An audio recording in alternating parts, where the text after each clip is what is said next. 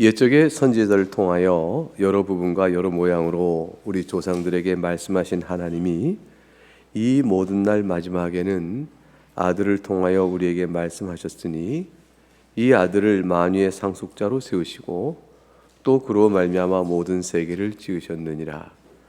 이는 하나님의 영광의 광채시요 그 본체의 형상이시라. 그의 능력의 말씀으로 만물을 붙드시며 죄를 정결하게 하는 일을 하시고 높은 곳에 계신 지극히 크신 이의 우편에 앉으셨느니라. 하나님의 말씀입니다. 하나님께 감사합니다. 복음이 먼저 전해졌을 때 유대인들이 들었죠. 히브리인들이죠. 유대인들 가운데 많은 사람들이 오순절 성령 강림 사건 이후에 우리가 성경의 사도행전에서 보듯이 예수를 믿고 나오게 되어집니다.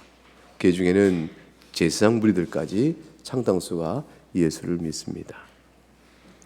그런데 사도들이 승천하고 사도들이 순교로 죽고 속사도들만 남았을 때 교회의 권위, 말씀의 권위, 진리에 대한 확실성, 확신, 이 모든 것들이 점차 시험이 들기 시작합니다.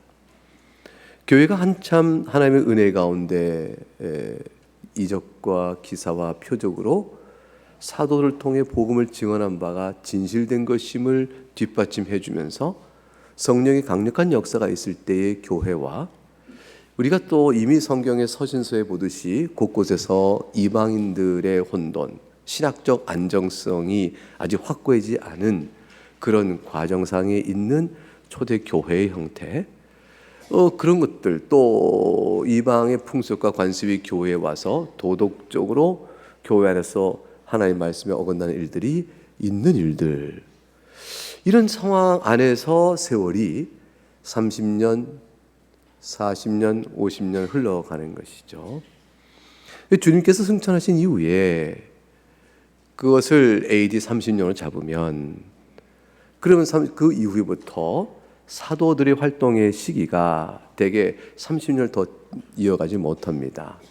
세상을 떠나게 되어지죠. 그러니까 주후 60년쯤 되었을 때는 교회가 가르침은 남아있고 여전히 속사를 통해서 전해지고 있지만, 그러나 수도 좀 늘어날 수 있겠지만 그러나 교회는 시험거리와 위태로움이 있습니다. 그중에 특별히 어려운 부분들이 유대 기독교인들이었어요. 대체로 유대 기독교인들은 왜 그러냐면 떠나온 곳이 유대교인데 유대교를 떠나온다는 것은 쉬운 일이 아니었습니다. 왜냐하면 거기에는 가족이 있고요, 오랜 동안 지켜온 1500년, 적어도 모세로부터 1500년을 이어져 온 구약의 규례와 율법이 있고 성전이 있었고, 그 모든 어릴 때부터 배워온 하나님을 섬기는 모든 것들이 다 유대교로부터 배운 것들이거든요. 그걸 떠난다라는 것이 이게 결코 쉬운 일이 아니었어요. 근데 그 중에 사람들이 어떻게 예수를 믿고 떠나게 되느냐? 은혜를 받은 거죠. 하나님의 은혜를 받고 말씀의 감동, 진리됨을 확신하고 왔는데, 그런데 시험이 찾아옵니다. 왜냐하면 박해가 있는 거예요.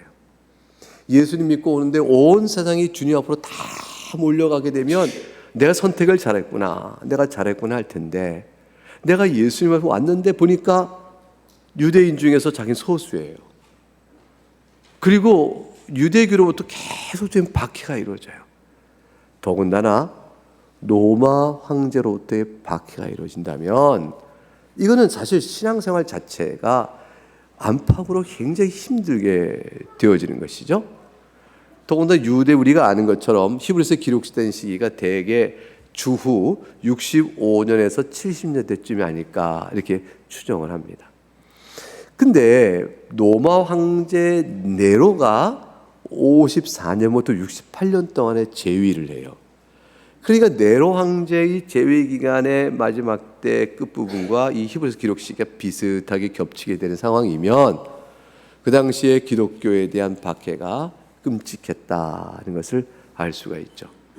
그러니 유대교로부터 계속적인 핍박과 박해와 때는 회유 돌아오라. 그 다음에 로마 황제로부터의 박해. 그 가운데서 과연 내가 예수 그리스도의 복음을 믿고 따라온 것이 신학적으로 확실하며 계시적인 권위가 정당한가라는 것에 대한 의문이 들 수 있는 것이죠. 이러한 혼당 속에서 히브리서는 배경으로 깔립니다. 그러니까 상당수 일정한 수의 어떤 수든지 히브리 기독교인들 가운데서 다시 유대교로 돌아갈까 하는 움직임, 시험권에 있다는 사실을 잘 직시한 히브리서의 기자는 그것이 옳지 못하다라는 것을 밝혀 논증해주고 있는 것입니다. 그러니까 히브리서는 로마서와 더불어서 우리 신약 성경에서 탄탄한 두 개의 교리서의 위치를 갖는데, 로마서는 그리스도의 사역과 관련된 복음 중심의 사역을 쭉 설명한 반면에서 적어도 히브리서는 예수 그리스도 그분이 누구시며 그분이 우리에게 주신 계시가 왜 구약의 모세의 종교적 형태에 비해서 훨씬 더 탁월한 것인가를 비교하여 차근차근 알려줍니다. 천사에 비교해서도 그리스도는 더 뛰어나신 분이요, 모세와도 비교가 안 되는 것이요, 또한 레위 제사장들의 속죄 제사와 그들과도 비교가 안 되는 것이요, 옛 언약과 모세의 옛 언약과 그리스도의 새 언약은 탁월성에서 비교가 안 된다. 이것들을 잘 논증해 줌으로 인해서 히브리 유대 기독교인들이 마음에 확신을 가지고 주 앞에 나올 수 있는 신앙을 잘 있을 수 있도록 붙들어주는 이렇게 글이라 할 것입니다. 누가 썼을까 모릅니다. 전통적으로 바울의 서신이 아닐까라고 말해왔지만 바울의 일반적 서신과 워낙 좀 특징이 달라요. 바울의 서신서는 대개 로마서 1장 1절에 보면 로마에서 하나님의 사랑을 받고 성도로 부르심을 받은 모든 자에게 수신자가 명확해요. 그렇게 이렇게 썼고요. 예컨대 베드로 사도가 썼을까? 베드로 사도도 보게 되면 전서 1장 1절 2절부터 다 마찬가지인데, 예수 그리스도 사도 베드로는 본도, 갈라디아, 갑바도기아, 아시아와 비두니아에 흩어진 나그네, 곧 아버지의 미리 하심을 따라 성령의 거룩히 하심으로 순종함과 예수 그리스도의 피 뿌림을 얻기 위하여 택하심을 받은 자들에게 편지하노니, 수신자가 누군지를 밝혀주고 편지를 써요. 그러니까 이와 같은 서신서의 관례에 비춰서 히브리서는요, 그게 없어요. 바로 본론으로 들어갑니다. 서신자가 누군지에 대한 언급도 없이 바로 인사말 없이 바로 들어가거든요. 그러니까 저자가 누구일까라는 것을 밝혀내는 일이 쉽지 않았죠. 그런데 이것이 본래 그리스어로, 즉 헬라어로 그리스어로 잘 쓰여진 것인지 히브리어로 쓰여진 것을, 이제 구약 언어죠, 히브리어로 쓰여진 것을 그리스어로 번역해 놓은 것인지를 우리가 몰라요. 그런데 이 히브리서의 헬라어적 문체의 수려함과 문학적 탁월성과 그 신학적 깊이가 아무나 쓸 수 있는 서신이 아닌 거예요. 성경이니까 아무나 쓸 수 없는 건 당연하겠지만, 그러나 그럼에도 불구하고 성경 안에서 이걸 통해 얻는 신학의 그 깊이가, 신비로움이 탁월하여 과연 이것을 저술했다. 성령의 영감이니까 누구라도 할 수 있는 게 아니에요. 왜냐하면 성경은 다 유기적 영감이지 기계적 영감이 아니거든요. 사람이 타이프라이터에다 쓴 게 아니고 하나님께서 저자의 신학적 식견과 소견과 교양과 문학 소양과 그걸 다 사용하시면서 결과물을 내신 유기적인 영감의 말씀이기 때문에 적어도 결과물인 이걸 보고 특징을 찾아서 혹시 누구하고 일치할 수 있을까를 막 생각해 볼 수 있는 학문적 노력이 가능하죠. 그렇게 해볼 때에 적어도 이 정도의 신학의 탁월성, 다시 말하면 구약 성경이 정통해야 되는 거예요.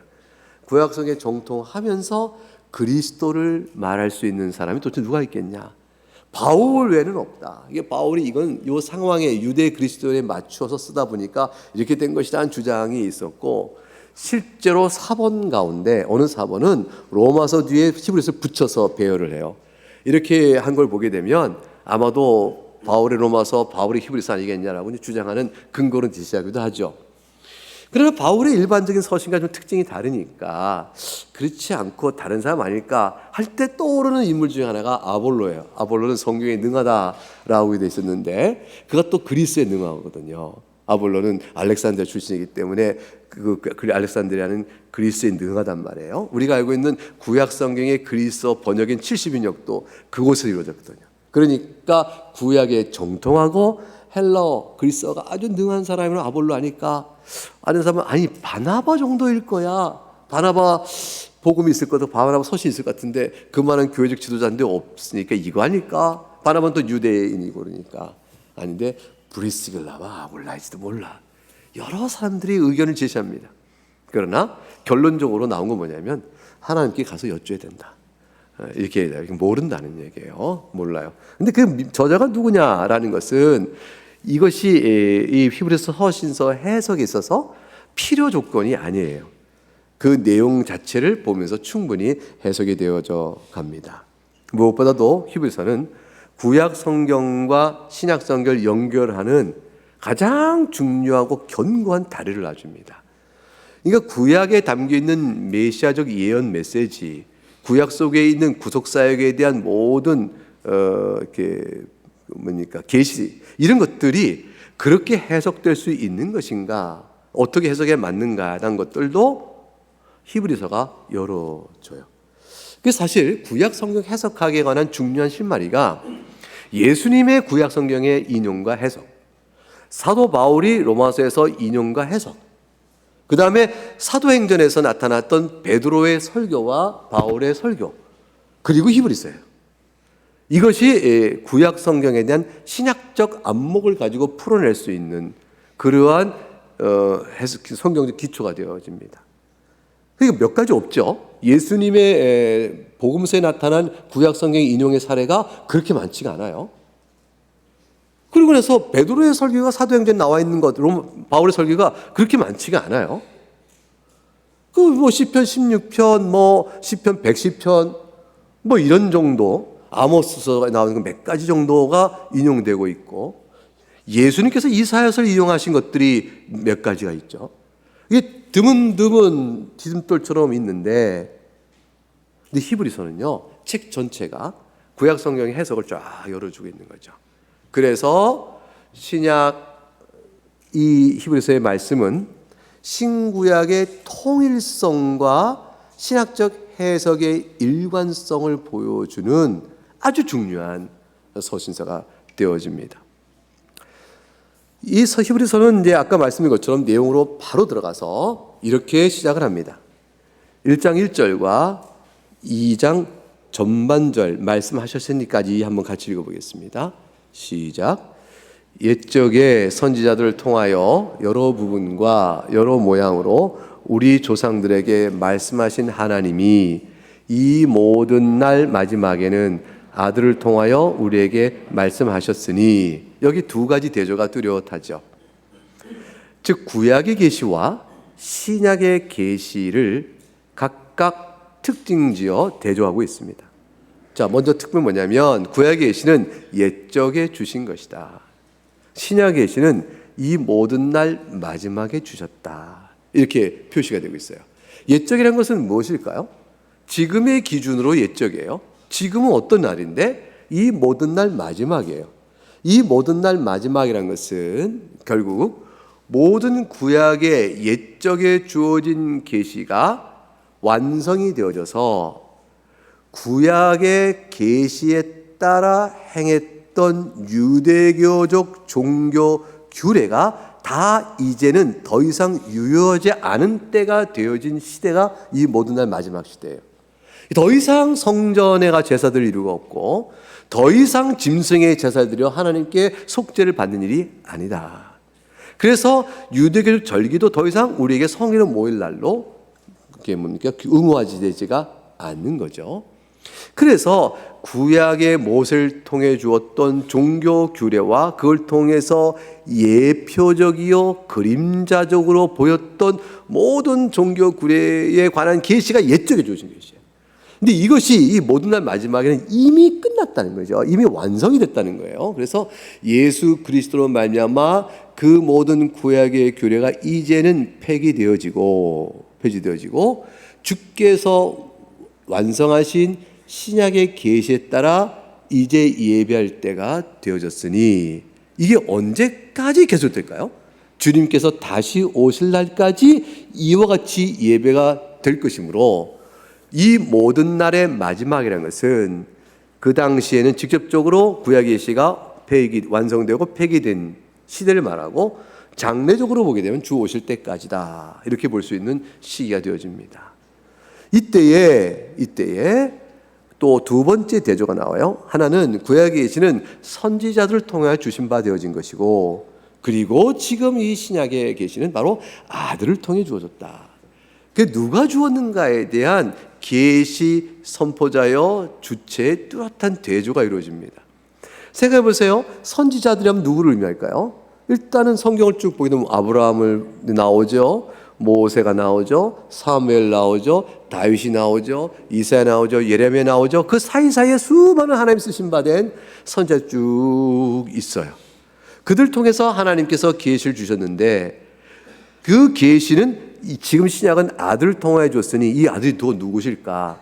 성자 하나님이시란 말이에요. 성자 하나님께서 사람이 되어 주셨다. 이거는 굉장한 차이가 되는 거죠. 선지자들은 하나님이 아니에요. 계시를 받아 말하는 분이고, 신약의 계시는 계시 주체가 직접 말씀하신 게 되어져요. 그래서 받아서 말한 자와 직접 말씀하신 자의 차이가 신약과 구약 계시의 대조로서 제시되고 있습니다. 이렇게 되어지니까 누구를 향하여 주어진 것이냐 할 때 대상의 차이가 나오죠. 우리 조상들에게, 그리고 우리에게라고 되어 있어요.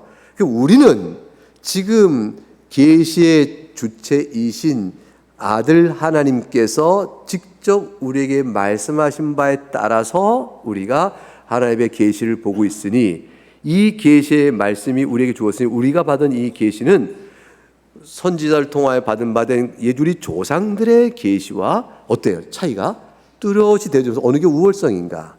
무엇으로 무엇을 해석해야 되며, 무엇으로 무엇을 교정해야 되며, 무엇을 기준으로 봐야 되는가? 라는 질문 앞에 답이 딱 나오는 거죠.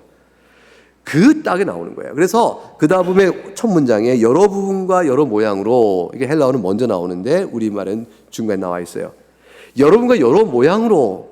그런데 대조가 없어요.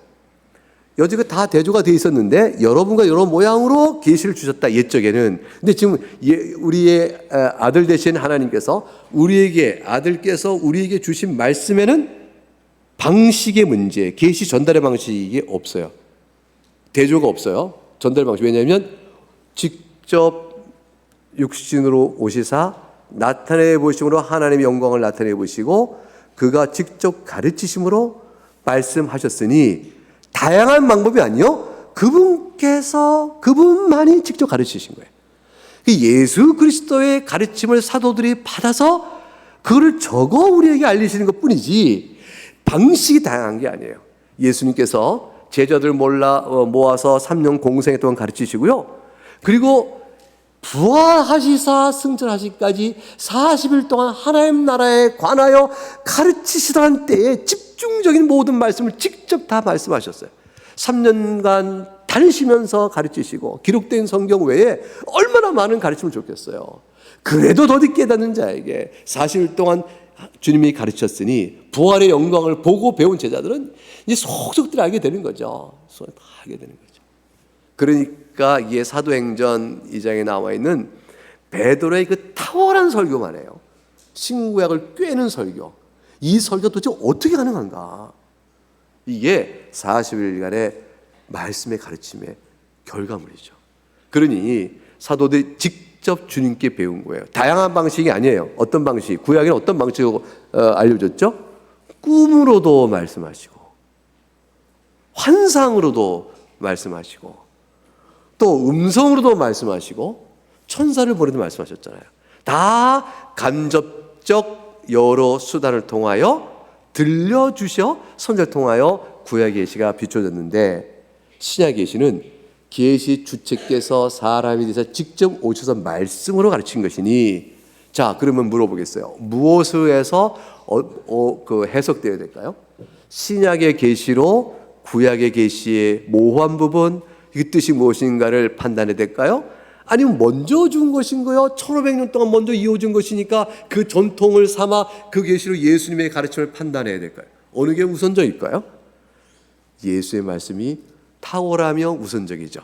그러니까 구약의 계시는 시간적으로 역사적으로는 우선성이 있지만, 그러나 계시의 근원성이요 존재요 그것에 있어서는 신약의 계시가 다 우선적이에요. 그리고 예수님이 그걸 직접 말씀하신 거죠. 그러므로 계시가 이렇게 대조되어질 때에 무엇이 옳은가를 생각하라.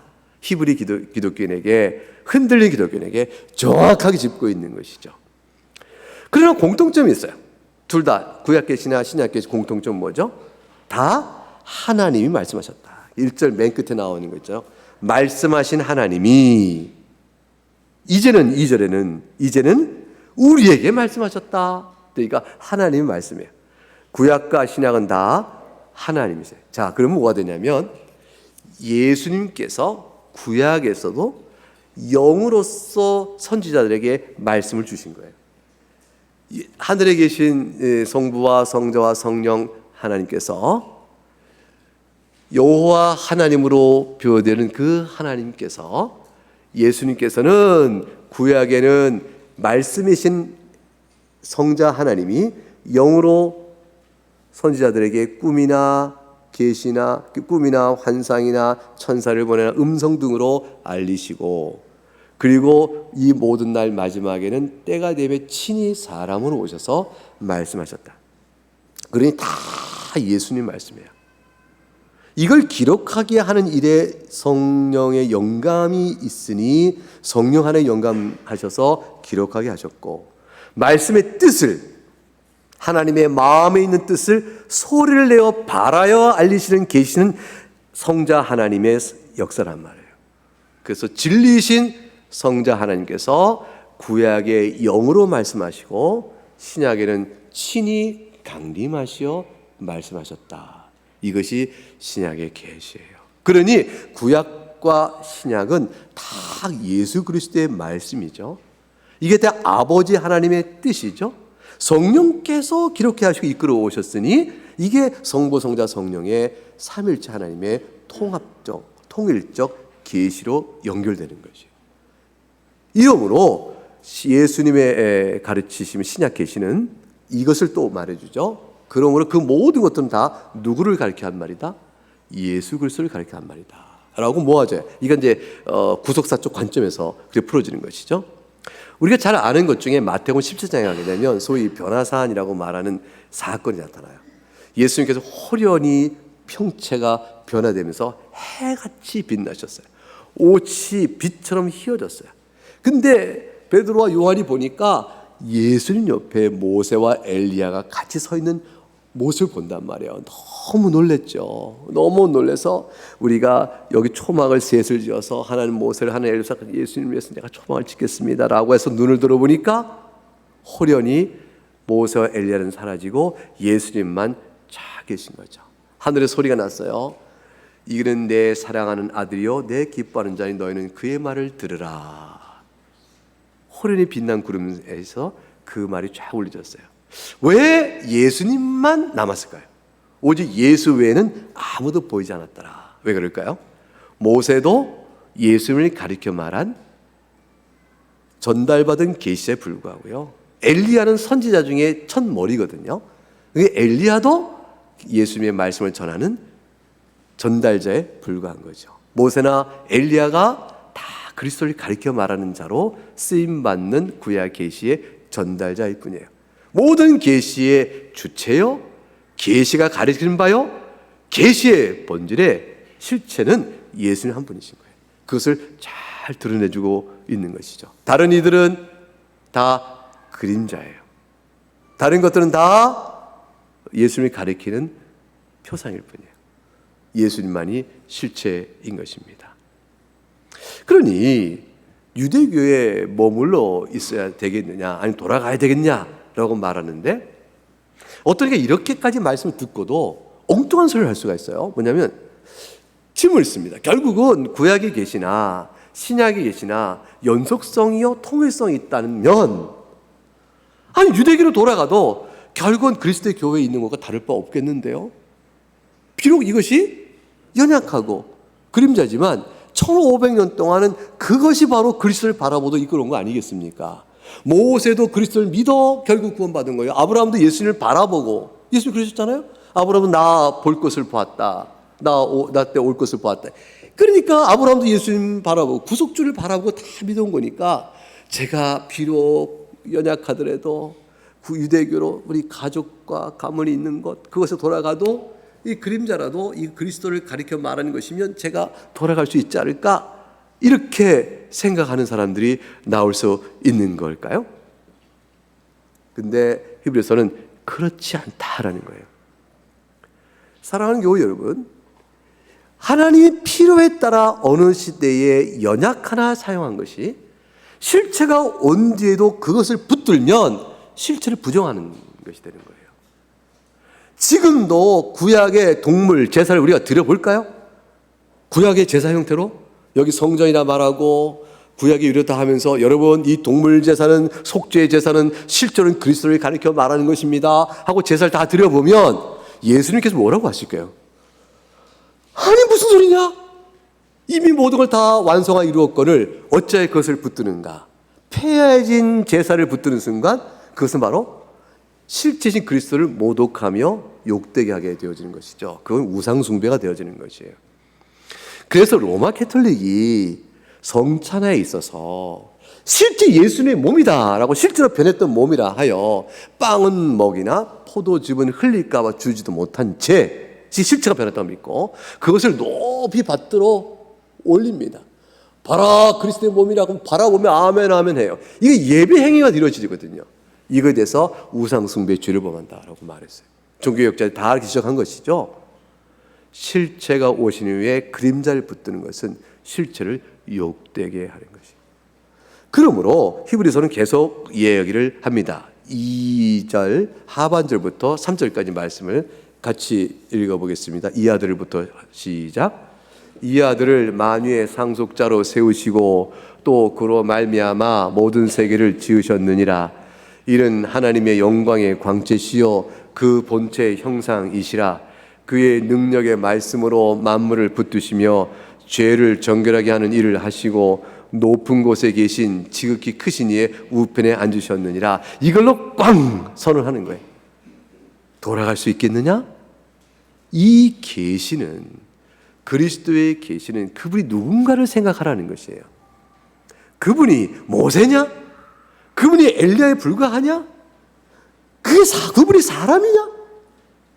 그분이 누군가를 생각하라. 첫 번째 말한 게 뭐냐면 만유의 상속자다 그랬어요. 마태복음 28장 18절에 주님께서 그러셨죠. 하늘과 땅의 모든 권세를 내게 주셨다. 예수님께서 구속사역을 다 이룬 이후에 우리의 구속주의 위치로서 하나님께로부터 세우시는 그리스도의 나라의 모든 권세를 다 받으신 분으로 서 계셔요. 하늘에 있는 자들과 땅에 있는 자들과 땅 아래에 있는 자들, 우주 전체죠. 모든 무릎을 예수 이름 앞에 꿇게 하셨다. 그리고 모든 입으로 예수 그리스도를 주라 시인하여 하나님 아버지께 영광을 돌리게 하셨느니라. 빌립보서 2장 10절 11절의 말씀이죠. 예수는 모든 것을 가지신 하늘의 기업의 상속자세요. 주님이 모든 것의 상속자이시니라. 이 이야기를 일깨워 그래도 갈 수 있겠느냐 말하고요. 두 번째는 창조주라고 말씀하세요.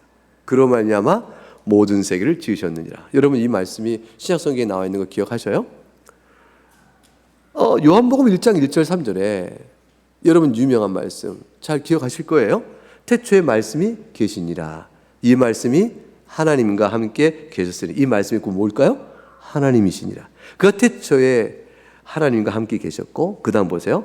만물이 그로 말미암아 지은 바 되었으니 지은 것이 하나도 그가 없이는 된 것이 없느니라. 그러니까 성부와 성자와 성령 세 삼위 하나님께서는 한 하나님의 지혜와 능력과 작정에 따라서 만물을 창조하신 거예요. 다시 말씀드려요. 성부와 성자와 성령 삼위 하나님께서는 한 하나님으로서 그의 작정에 따라 지혜를 좇아 그의 전능한 능력으로 만물을 창조하신 거예요. 그러면 이 만물 창조에는 성부 하나님의 하신 일이요, 성자 하나님께서 하신 일이요, 성령 하나님께서 하신 일이에요. 그러니 그 예수 그리스도는 바로 창조주이시니라 라고 고백하는 거죠. 골로새서 1장 16절도 이걸 그대로 고백해요. 만물이 그에게서 창조되었다. 하늘과 땅에서 보이는 것들과 보이지 않는 것들, 왕권이야 주권들이야 통치자야 권세들이야 만물이 다 그로 말미암아 그를 위하여 창조되어졌다. 여기에는요, 만들어진 이 구조뿐 아니라 이 구조 안에서 일어나고 있는 모든 존재들의 활동과 사건, 이 모두가 다 주님께서 행하시는 것이라는 거예요. 그것을 뭐라고 말하냐면 그의 능력의 말씀으로 만물을 붙드시며 라는 표현을 쓰고 있어요. 주님께서는 창조주이셔요. 구조와 개별적 그 안에 있는 존재를 다 만드셔요. 동시에 그 존재들의 활동과 그것들이 얽혀있는 사건들도 그리스도의 통치 아래 있는 것이에요. 그래서 능력의 말씀으로 만물을 붙드시며라는 것은 정체적 의미에서 붙들어주고 있는 것뿐만 아니라 만물이 움직이는 에너지, 움직이는 작용력, 작용관계를 통해서 어느 방향으로 나가고 있는 역사의 추진성까지 주님께서 이끌으신다는 뜻이에요. 그래서 붙드시며라는 것은 붙들고 끌어가시며 하는 거예요. 예수님께서 만드신 만물과 우주의 시작과 우주의 끝이 어떻게 될 것인가를 만드시고 그것의 활동을 모든 것을 섭리하시고 그것이 존재케 하시고 작용을 주님께서 이끌어 가신다. 창조주시요 섭리의 주님이시란 뜻이에요. 예수님이 그런 분이시다. 그런 분이시니까 오늘 본문에 영광의 광채다 말씀했어요. 영광의 광채시며 그 본체의 형상이시라 그랬어요. 여러분, 이 말이 얼마나 놀라운지 알아요? 예수님은 육체 가운데 오셨으나 그분은 본래 하나님이시요 하나님의 영광의 실체를 그대로 갖고 계신 분이라, 우리가 하나님의 영광을 직접 뵐 수 있는 자가 있어요? 모세도 못 봤어요.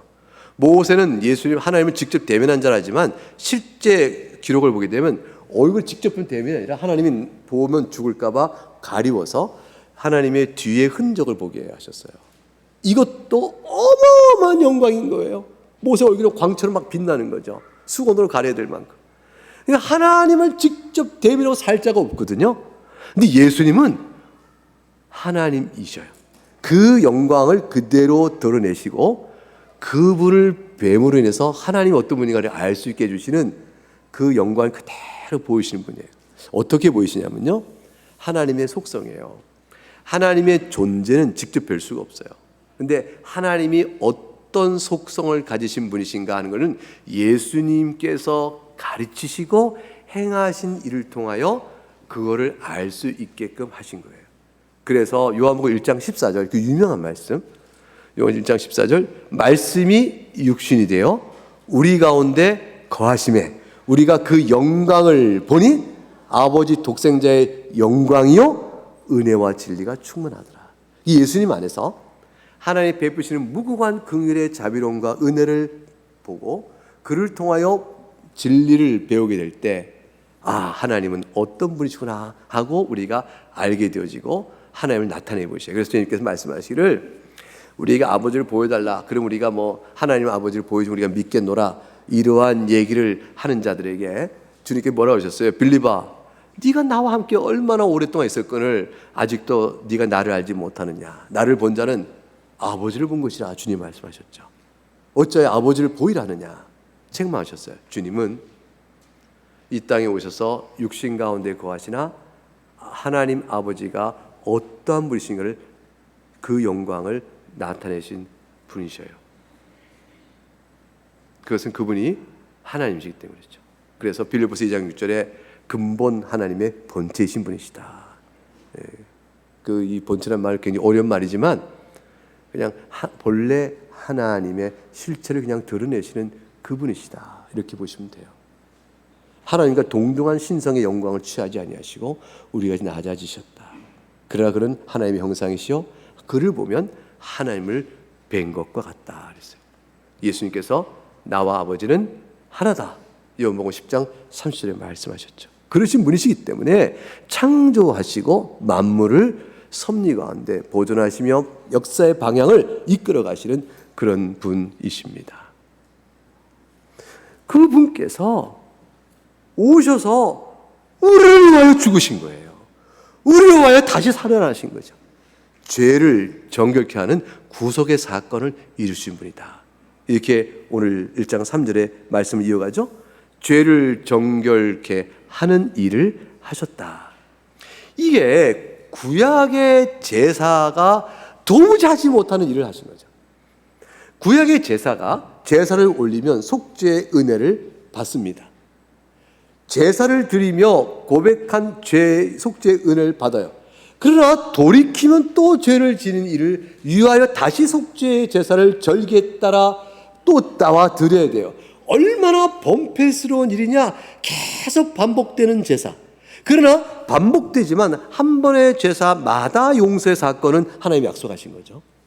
그래서 속죄를 이어가는 제사, 효과성이 단번에 그때그때마다 있는 제사, 한계가 뚜렷한 제사.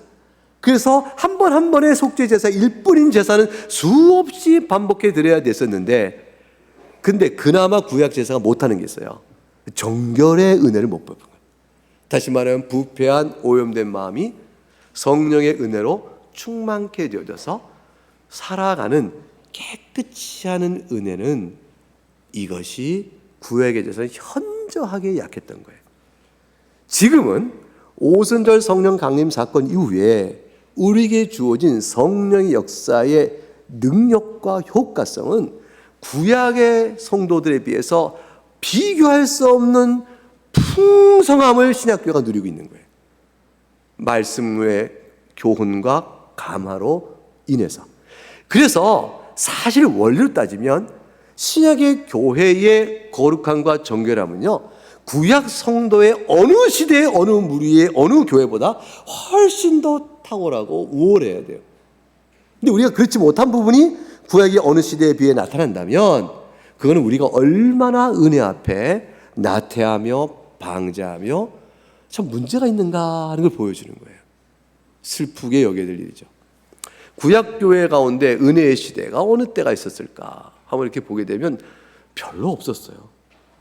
구약 성도들 가운데 선지자나 특별히 빼어난 성령의 인도받는 자들의 충만성은 있었지만, 교회적으로 구약교회가 참 부흥과 영광을 누렸던 시대가 그렇게 별로 없었어요. 다윗 시대가 그럴까요? 잠깐 그러다가 다윗이 타락해버리니까 이내고 다 영적인 질서가 무너지고 약해지고, 솔로몬 때 어디 그래요? 북왕국 남유다 나눠진데 어디서 그걸 찾아요? 그나마 남유다의 근근히 이어져가는 흔적의 줄기만 있었을 뿐이지. 그러니까 구약교회가 이렇게 왜 연약했을까? 왜 이렇게 연약했을까?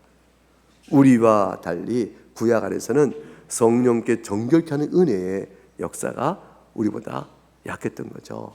우리는 성령께서 내주하시잖아요. 성령께서 우리 안에, 우리 심령에 함께 하셔요.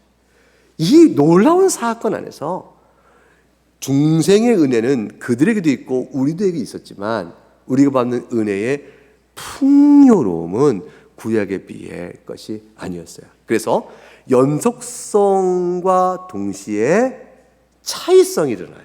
신약의 풍부함은 구약에 비해서 훨씬 더 차이를 준다.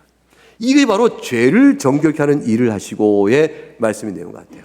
스가랴서 13장 1절에 가게 되면, 스가랴서 13장 1절에 그날의 죄와 더러움을 씻는 셈이 다윗의 족속과 예루살렘 주민을 위하여 열리리라. 에베소 1장 7절에 그리스도 안에서 그의 은혜의 풍성함을 입어 우리가 그 피로 알며 속량고 죄사를 받고 성령의 정결케 하시는 은혜를 받는다고 이어져 내려가게 됩니다. 그래서 에베소 1장 안에 성부 하나님의 선택과 예수 그리스도 안에서 하신 구속사역과 성령 하나님의 맨 마지막에 정결케 하는 거룩케 하는 사역으로 성부 성자 성령의 구원 사역이 에베소 1장 안에 잘 정돈되어 있잖아요. 이렇게 우리를 이끄시고 그리스도의 영을 보내시사 교회를 정결케 하는 일을 맛보게 하시고 이끌어 가시는 주님이시고, 마지막으로 뭘 설명했냐면 높은 곳에 계신 지극히 크신 우편에 앉으셨느니라 되어 있어요. 하나님 우편에 앉아 계신 것이죠. 무슨 일을 위하여 앉아 계실까요? 죄를 위하여 영원한 한 번의 제사를 드리시고 하나님 우편에 앉으셨다. 히브리서 10장 12절인데 그것은 바로 로마서 8장 34절의 일을 위하신 거예요.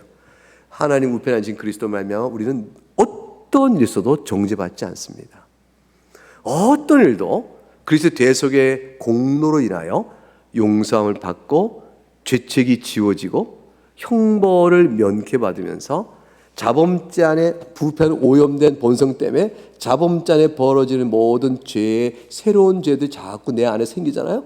이런 죄책도 다 면하시면서 하나님 우편에서 우리를 위하여 중보하셔요. 그래서 우리의 허물을 덮어가시고 하나님 아버지의 은혜를 우리가 받아 누릴 수 있도록 계속 우리 편에서 중보하셔요. 그래서 그리스도의 중보에 따른 우리는 하나님 보실 때 사랑스러운 영원한 아들이에요. 예수 그리스도는 모든 성경의 계시 마침이에요. 그래서 3절에 나와 있는 그리스도의 신분적 의미 그리고 그의 사역의 의미를 요약해 주면서 그분이 계시한 사건이니 이 신약의 계시가 얼마나 탁월하며 모든 계시의 실체이겠느냐. 이런 실체가 왔음을 불구하고 너희가 유대교로 돌아가겠느냐? 박해를 이유로 삼아 교회를 떠나겠는가? 라는 것이에요. 그것이 1절 3절에 호소되고 정면으로 이렇게 선언하고 있는 메시지입니다. 이제 이후로는 어떤 말씀이 주어질까요? 1절 3절에 나와 있는 서론적 선언에 대한 이 내용을 차근차근 하나씩 조목조목 풀어줄 것이에요. 이것이 이제 우리가 앞으로 읽을 히브리서의 내용이 될 것입니다. 이제 같이 찬송하겠습니다.